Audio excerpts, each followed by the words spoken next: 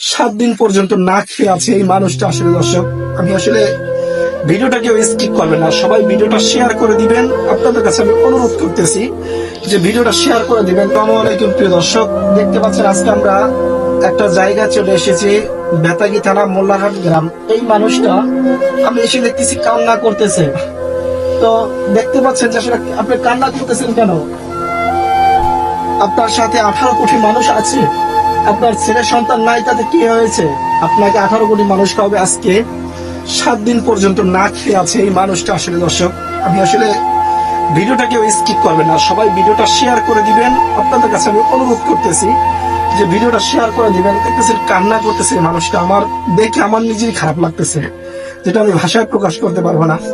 আজকে 1 সপ্তাহ পর্যন্ত না খেয়ে আছে, ঘরে খাবারের মতন কোনো অবস্থান নেই, ফ্যামিলিতে তার ছেলে নেই, মেয়ে নেই, কেউ নেই, এক কথায় এমন একটা অবস্থান।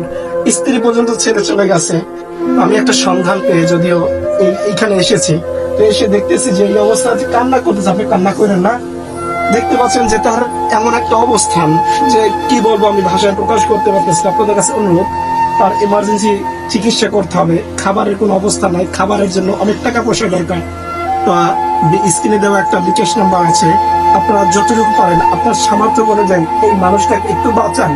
এই মানুষটা আমাদের মতন বাঁচতে চায়, এই মানুষটা একটু ভালো মতন চলতে চায়। দেখতে পাচ্ছেন যে বর্তমানে কান্না করতেছে। আমি যখন এসেছি আমাকে দেখি কান্না শুরু করে দিয়ে